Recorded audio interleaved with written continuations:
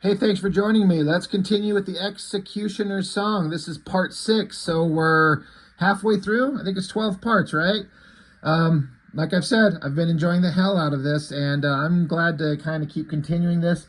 Doesn't seem to be everybody's favorite thing, but I'm having a good time. Last time, part 5, went over this, where Apocalypse has been revived because his name has been brought up as someone who's been causing a lot of these problems, and he was in like a regeneration cycle, and so he's pissed off, so he come back to kind of scope out what's going on in the world, while obviously we all know Professor X has been shot, and it looked like Cable had done it. We all know that Cable did not do it, but the X-Men don't know that yet. While Professor X has got this techno-organic virus in him that's been eating away at him. Getting shot didn't kill him, but the virus is, and there was a scene in here I was talking about where Psylocke was going to kill him because she didn't want to see him suffer because he's being remade body and mind, and she's been through that. I think it's a pretty messed up character moment.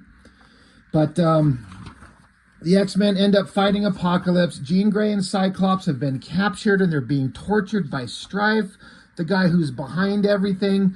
The wider X-Men teams are trying to piece together what's going on, and even Jubilee here kind of suggests, well, maybe Strife is just Cable with a mask on, and they're all like, I wonder if that could actually be true. Then we ended up with Wolverine and Bishop. They are on a information finding mission, trying to get they don't want to be sitting around doing nothing is what is basically going on. They're both pissed, they're men of action, and they're not good at just standing around waiting, so kind of an unsanctioned mission to go dig up some information up in Canada. The fight with Apocalypse kind of continued on. The X-Force team itself got captured.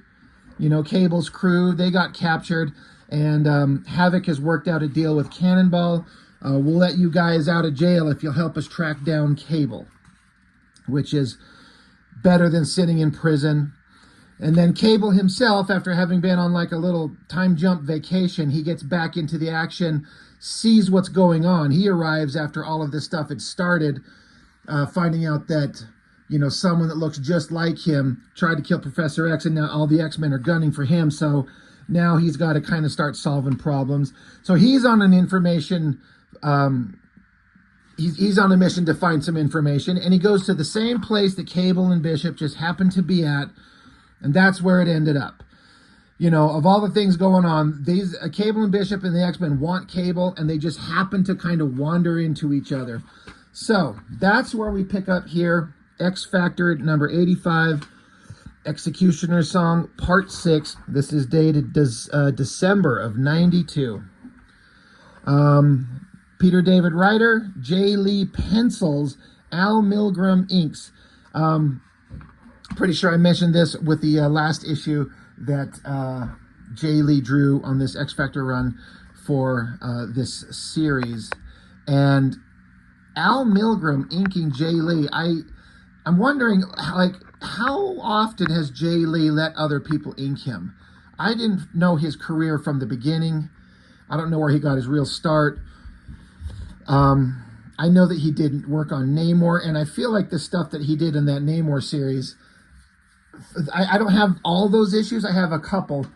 It looked to me like it was Jae Lee inking himself, that really rough, scratchy kind of style that you can't pencil and then hand to an inker and get the same kind of ink splatter and scratchiness and razor blade effect. You can't pencil that and get some other inker to do that. That's where you have to do it on your own. So it's interesting to see that Jae Lee's getting inked by someone else. I wonder if that was a mandate set down, like, hey, yeah, you can draw these issues, but you got to have someone else ink you. So Al Milgrom, I don't necessarily have anything exactly positive or negative to say about Al Milgrom. I know he's been around and done a lot of stuff, and I guess I don't really know much about him except I've seen him ink a lot of things, and I don't hate any of it.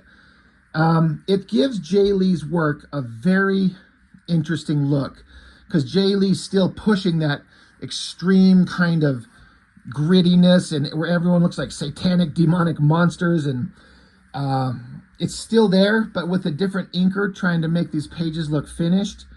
It comes up with a unique Jae Lee style that I actually really like. I don't know if I'd say it's the best version of Jae Lee, but I like it. It works. So it kicks off. Pretty awesome shot, Bishop and Wolverine. I like the shot of Wolverine where Jae Lee decided to only illuminate his face, part of his arm, but his whole body's darkened in. And then you just see his claws coming out of the dark there. It like reads immediately, but it's interesting. I also feel like Jae Lee, he's, as I understand it, known to work fast.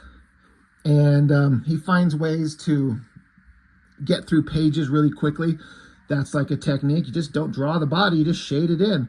Or you don't throw in backgrounds or things like that. It's not a complaint, it's just an observation. But Bishop is pissed. Wolverine, I've been saying through this whole series, is that he is pissed too, but is keeping it under control, waiting for the right moment to let it out. Bishop, being a little bit of a younger, angry punk, is just ready to just lose his shit because he wants to kill Cable. Cable shows up and he's just like, oh, shit, well, this could go a whole bunch of ways. He says, I don't suppose one of those possibilities is that you give me 5 minutes alone in this room and let me get out of here without getting assaulted? So, double page shot of Bishop just pulling that gun out, screams murderer and tries to kill him. Just tries to blow his head off. And Cable ducks under that. The text box up here basically sums up everything that's been going on. Apocalypse escaped from a battle with the X-Men. Val Cooper discovered that Strife may be the mastermind behind it all. Cannonball accepted an offer of alliance. Wolverine and Bishop journeyed to Department K to find Cable waiting for them. The X-cutioners song continues. So that is a pretty awesome shot. I'm getting, there's no backgrounds on it, but it just super doesn't matter. And then the subsequent panels have very limited backgrounds. Just kind of doesn't matter. Jae Lee makes it work somehow. Cable throws a filing cabinet at Wolverine, which Wolverine's like, yeah, you're going to have to do a lot better than that. And Wolverine's getting pissed. Fight is on. Meanwhile, you got Havoc and Storm with Cannonball.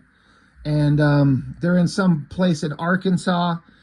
And this is where, the X-Force team has been given the opportunity to help track down Cable, therefore granting them freedom so they're not in prison, like locked up in the holodeck in the basement of the X-Mansion.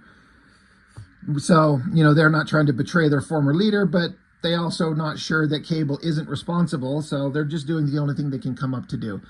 And Cannonball has some ideas of where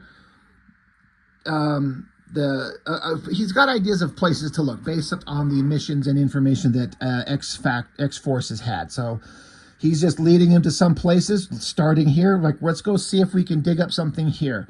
So Cannonball shows up and says, hey, we're from a bunch of mutant groups. We're looking for this team of bad guys, a guy named Strife. Do you all know about that? And Storm's a little unsure about this, like just doing this out in the open approach. And Havoc's like, let's just see how it plays out. And all these redneck hillbillies just start pulling guns and knives, starting some shit.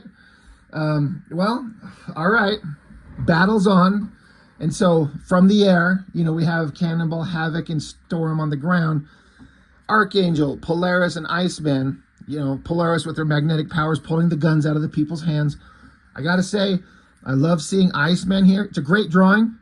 And Jae Lee does a really good job on this, but I love how he's incorporated the Whilce Portacio wrist ice ring things. That, to my knowledge, I've never seen anywhere before Portacio doing that. And I love that they kind of continue it. It looks so neat. Archangel with his metal wings shooting little feather weapons down, cutting up the hillbillies' weapons.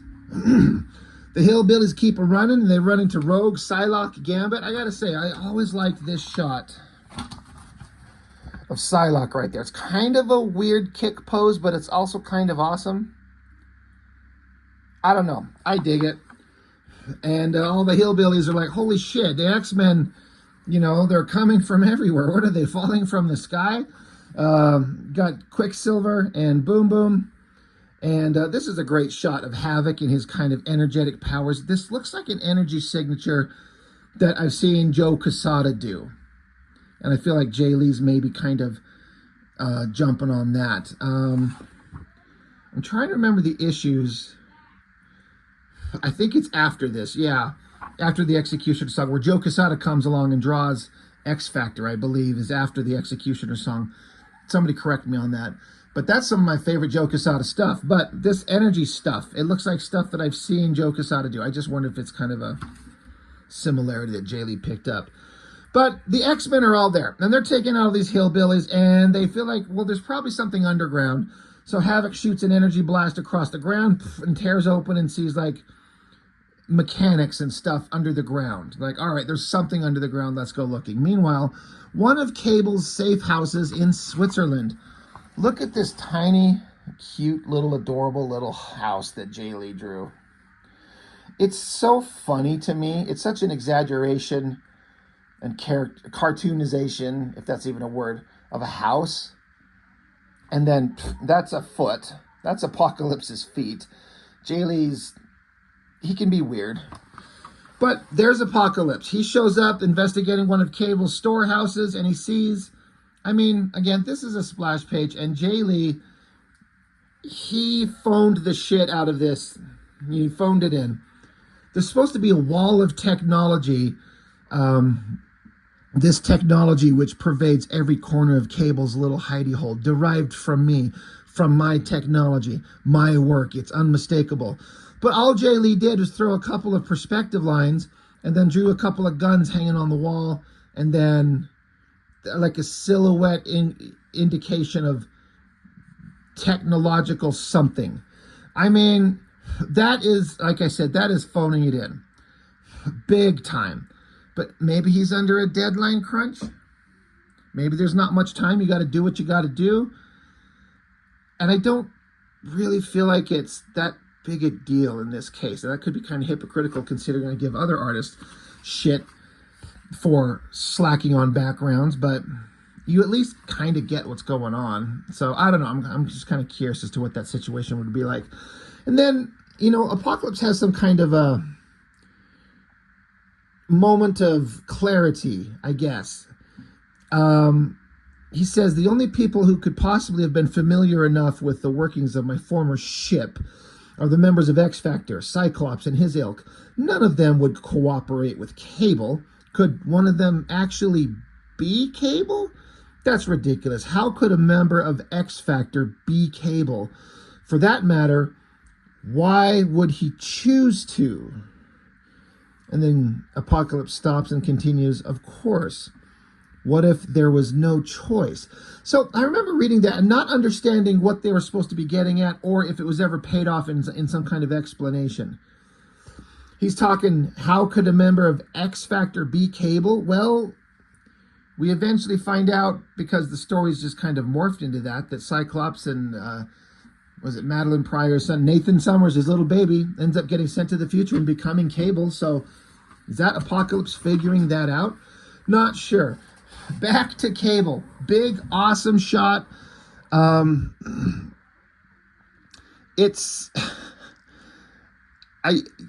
just looking at these. Just at a glance, it's such a great action shot. Cable is blasting. And all Jae Lee really drew here, honestly, if you look at this, was just his gritted teeth head and his robotic arm and a gun shooting. You flip the page, you see it, and it reads immediately. And in the action, like if it's in like an action movie, you just kind of see it and you move on to following the action. But if you start dissecting what we're looking at here, I've always read this as like this lineup here reads as like, to me, like a wall. So like there's a building here, and Cable was behind it, and now he's stepping out from behind it to shoot. That's how this is always read to me. But the line here comes down and then it comes across. So I'm like, is this a window? To me, it always read, because there's no backgrounds to really tell you where we're at. The fight could have moved anywhere. But it's just interesting. That's just how this read to me for years and years and years.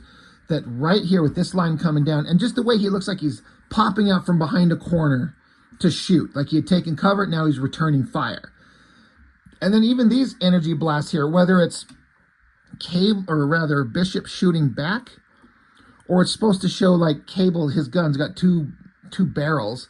So he shot here, ba-boom, and then he raised the gun up, ba-boom, shoots there, just to show action and movement. But if this is just a window, and then this is sort of a wall, an ink splatter wall, and there's no right arm or anything, it's just weird. It's weird as hell, and yet somehow it works just fine. Such an odd thing, because you look at this drawing, just speaking one as a reader, and two as an artist myself, I look at it, I'm like, God, what a great shot. It's so inspiring. And then I don't start dissecting it until I sit here on my channel and start trying to figure out what we're looking at. But anyway, Wolverine jumps up there, chops the barrel of the gun off. Interesting how, I mean, I guess Cable could have a gun in each hand, but he had it in his left hand, now it's in his right hand. I also like how Jae Lee makes Wolverine's claws not perfectly symmetrical, which is what I would do, because that's how I see them. You know, when his claws come out of his hands, they're metal knives, so they just come straight out and they stay straight. But Jae Lee does this weird organic thing where it's almost like they're flexible. Not that the metal is flexible, but maybe each claw is just housed separately, and so each one is kind of can pivot. I don't know. It's just a throwaway thing he did for artistic flair. I love it. I also like this shot of Cable beating the shit out of Wolverine, punching him right in the face, sending him flying. Bishop's getting back into the action. He jumps down there asking if Wolverine's injured, and Wolverine says nothing that nailing Cable wouldn't cure. And Bishop says, I would not wish to insult you by attacking him if you wish to handle him alone. And Wolverine says, dude, of all the ways you could insult me, helping me out is not one of them. Or, you know, lending me a hand is not a way you're going to insult me. Cable punches through a wall, happens to bust into an armory. Well, good for him. Grabs a gun, Bishop comes up behind him, so Cable turns and fires an energy weapon at him. And Bishop says, hey, if you knew anything about me, you would know that shooting an energy weapon at me is the last thing you should do, because Bishop can absorb energy and redirect it back at you. So he just fires it back at Cable, and he's like, okay, yeah, point taken. Meanwhile, the battle with the X-Men and the hillbilly town, well, now all the team members of the Mutant Liberation Front are popping out, and there's this character, Dragoness. I've seen this character around, but I don't know if I ever read any of the books where she was ever actually in, and whatever her history was with the characters, except these books. And Cannonball is asking Iceman, hey, can you leave the Dragon Girl to me? We got some unfinished business. And Iceman's like, sure, whatever you want. So Cannonball goes after Dragon Lady. And I guess there was like a flirtation, some kind of relationship that was going on between the two of them. That's why there's unfinished business. There's also a giant Dragon Quest fucking ad right in the middle of this book. These guys were paying a lot of money to get that kind of ad space in this book. But the Dragon Girl grabs Cannonball, blasts him with her stinger, she says, and he drops to the ground. But then Storm, Rogue, and Polaris show up, and they're like, you know, we think that you'll have fun taking us on, because Cannonball doesn't like fighting girls. He doesn't want to punch a lady. But these girls got no problem with that. And instantly, boom, her ass is knocked out of the sky. Done. Again, I love this shot of this Dragon Girl. I never understood this one leg thing with this like tail. I wonder if that's like just an artistic kind of, I don't know, just some kind of random thing he did to kind of show her flight path. But that's not how her body actually physically is. I didn't get it. It's kind of a weird thing. But good mask, good action and design. It's just all working. Back with Quicksilver, this has happened to him before. There's this character named Tempo, where she can slow things down, so it takes Quicksilver's speed away from him. But see these energy blasts coming from behind the bad guys, Tempo and some generic soldiers. When I was a kid, for the longest time, I read this as, it looks like they got shot in the head, like kill shots, like she's dead. But it's Psylocke and Gambit using his cards and her telepathy to knock him down. So I guess these two blasts are Gambit throwing something that hit these guys in the head, doesn't kill them, and then this is an energy blast, or an energy kind of signature showing Psylocke's telepathy just shutting her mind down. But the line back here, I read it as they got shot in the head. They're all dead. So I feel like that could have been portrayed a little bit better. I don't hate it, though. But I like seeing the X-Men, all the various X-Men, X-Factor, and X-Force teams together, working together. It's kind of fun. Meanwhile, back with Cyclops. In the last issue, we saw Jean Grey privately being tortured. Now we get to see Cyclops. He's just in pitch black. There's this interesting way of portraying it where it's silhouetted hands, and then you just see the only parts of Cyclops that you see are the yellow of his costume and then like the glowing of his visor and then like a screen tone over it. It's an interesting, if not weird, way to portray Cyclops just sitting in pure darkness. I do like it. I do like this shot because it's supposed to, I'm sure the script said something to the effect of Cyclops lashes out with his eye beams because he can hear voices in the background all over the place. It's torture, so he loses it and just starts blasting. And there's a million trillion ways you could portray that. And this is an interesting and very awesome way, I feel, that Jae Lee drew this. It's gritty and the teeth and the lighting and the angle. I dig it. I like it. And all these bodies fall in the distance, and then some light turns on, and it's a bunch of children with his wife, and they're all dead. And so he's like, oh God, what did I do? Oh God. But then some hands from behind him show up. It's Strife. He locks this big gadget on Cyclops' face. It's Strife. He says, you're a born leader, Cyclops, someone who always believes he knows just what to do, but sometimes you're operating completely in the dark. Oh, get it. See? He just was. And sometimes, as you do these things, you wind up injuring the ones you love. Does that matter to you at all? No, somehow I doubt that it does. So throughout all this dialogue, 6 issues in, you started to get the idea, or at least I was, that Strife has like a personal beef with Cyclops and Jean Grey. He is personally offended by them and is going to teach them a lesson. And again, if you know the story, you know what it is. But at this point, building up to it, as far as I recall, we didn't know why. We didn't know what. So it's interesting to see what's coming. But Strife is torturing Cyclops and Jean Grey. Back with the X-Men fighting the Hillbilly team and the Mutant Liberation Front.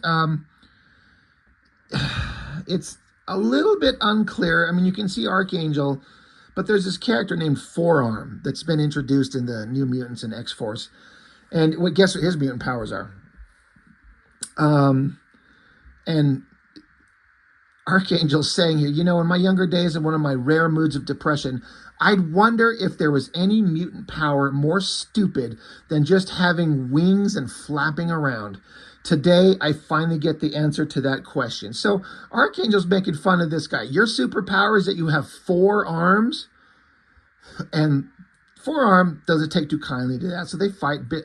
Archangel's wings end up cutting the guy's lip. And then there is a scene here that I kind of completely forgot about. And I feel like this is something that was just kind of sidestepped. And I don't know if it was ever addressed again. But while Archangel is, you know, Forearm takes and throws Angel, so he turns and lands, and he's got his attention focused on Forearm.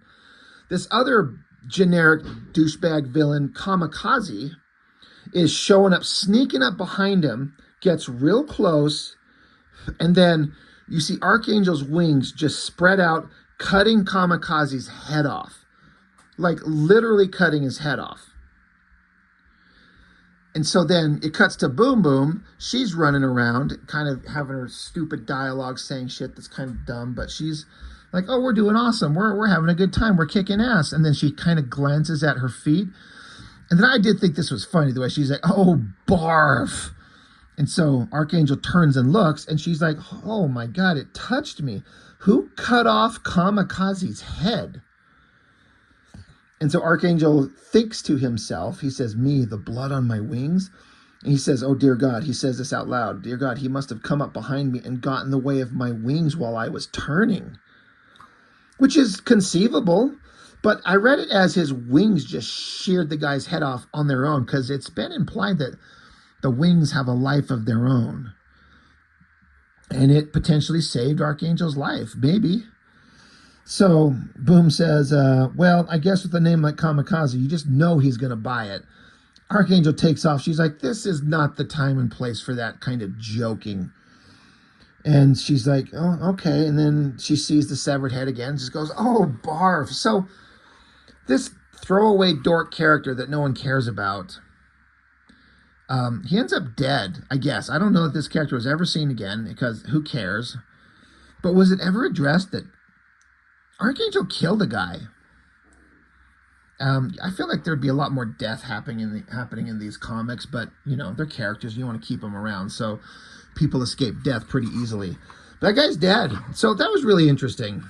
Anyway, back with Cable and Bishop. Love this shot. Love it so much. It's all these lines in the rendering of Wolverine's figure going in one direction to show the speed as he's heading forward. And Bishop, on the advice of his kind of internal computer system, the professor telling him, he's like, you know, you're probably not going to win this fight if you keep going. There's probably a better way to solve this thing. He's like, good point. Anyway, Wolverine comes charging. Cable just grabs his arm, stops him, and says, look, I did not shoot Xavier. That was not me. Bishop comes up behind him, gun to his head, and says, you're a liar. You're a murderer. I do not want your lies. I want your confession, and I want your head. So Cable flips Bishop on his ass and says, well, you're going to come up empty on both counts. So Wolverine says, so what are you saying? It's a frame-up? That's what you want us to believe? And Cable says, that would be nice. Yes, I've always been a big supporter of the truth. But if you don't believe me, then go ahead and strike. He's like, I'm going to stand here. I'm telling you, I didn't do it. And if I didn't do it, someone else did. This is what he says here. Come on. If you're that sure of yourself, then stop me once and for all. Might be your only chance. Just keep in mind that if I'm telling the truth, then someone's playing you for a fool. It's your call as to whether the name fits. So I like this. He's just, all right, I'm done fighting. I'm telling you what's happened. You can believe me or not, and you can live with the consequences, whatever you want to do. Make your choice. Wolverine just stands there, claws out, grits his teeth, socks him really hard. Love these silhouetted shots. These work so well, especially this one of his head and his like illuminated arm. So it looks like he stabs Cable, but Cable's just knocked on his ass and says, well, you retracted your claws. Why? Because you wanted to see if I'd flinch? And Wolverine says, no, I didn't need him. And Bishop is like, well, wait a minute. Your own eyes told you what he did. Like, are you telling me you believe him? He asked you to ignore what you yourself have seen? So Bishop ain't buying it. He's like, fuck it. No way. No way this is going to happen. We're not going to believe him just because he said so. So Wolverine, he says, I can't be 100% sure he's lying. But I have to be 100% sure, because if I kill him, then he's 100% dead. Got to give him the benefit of the doubt for now. Bishop ain't having it. He's like, well, fuck that. And Wolverine just, gun to Cable's head. Wolverine cuts the gun, shuts it down and says, hey, calm down. Get another gun off the rack and let's go sort this out. We'll figure this out. So then it cuts over to a scene with the Expatriates and Jamie Madrox. This is a storyline that was going on the X Factor comic proper. I would assume this is Peter David. He wants to write a linear story in a comic and not have his storylines fucked with. And I feel like these crossovers were forced on him. And I think this is why he ended up leaving Marvel. He just had enough of it. But he's going to throw in the continuing storylines to kind of keep everyone reminded. It's like, hey, by the way, remember this thing's going on. Not worried about any of that because it's irrelevant to the Executioner song. Back with the X-Men fighting the bad guys, you got Gambit. I feel like this is a slight homage to a Jim Lee drawing from Uncanny X-Men. This kind of face and the glowing eyes. I've seen that somewhere, and it's kind of awesome. I like it. I like the whole layout of this thing. All these pages all look fantastic. What's this guy's name? Oh my gosh. I can't remember this guy's name. Liefeld character, throwaway dork, whatever. Gambit throws his cards, misses, which is a first. And then bad guy grabs Gambit, slams his head on the ground, knocks his ass out. And then Quicksilver shows up and knocks out the bad guy. And he's like, well, I'm glad I got to do that because Gambit just saved my ass a minute ago. Well, now I saved his ass. We're even. I can avoid his smirking bullshit. But from behind him, silhouette of a guy creeping up behind him, slices his leg. Reaper, I believe is this guy's name. Got the weapon in the air, and he's going to strike down, killing presumably Quicksilver. I mean, we all know that's not going to happen. But that's the end of the issue. Coming up on a cliffhanger, says be sure to pick up our next chapter, X-Men 15, so you can find out if Reaper kills Gambit and Quicksilver as the Executioner song continues. So that's the end of the book. I dig Jae Lee's work in this era, even if it's someone else inking him. I think it looks pretty good still. His layouts are good. His energy and action are great. It's pretty damn good stuff. And I remember enjoying it a lot. It works. Having kind of reread this issue just the one time before I started filming, I started to get a sense a little bit, I think I was saying this maybe in the last one too, that it's a 12-part series. So there's a little bit of sense of like, this is filler, a little bit more filler than you probably like. Did we need to go 12 issues, 4 issues each title? I don't know. I don't hate it. I'm still kind of fine with it. I'm still enjoying the storyline, but there's a few bits and places here I'm like, we're just kind of treading water for just a minute, because the setup is always exciting and the resolution is exciting, but it's the middle part of a narrative that you have to, a story can kind of get away from you, I think, and it could start to feel kind of boring if you're not really in tight control of it. And when you got multiple titles and multiple writers, it can't help but have moments of maybe feeling like a little bit unnecessary stuff going on. But that being said, I'm still enjoying it. Jae Lee's art is great, and we're halfway through the Executioner song. It's good times. I love it. I hope you enjoyed the video. I appreciate you watching. I'll see you next time.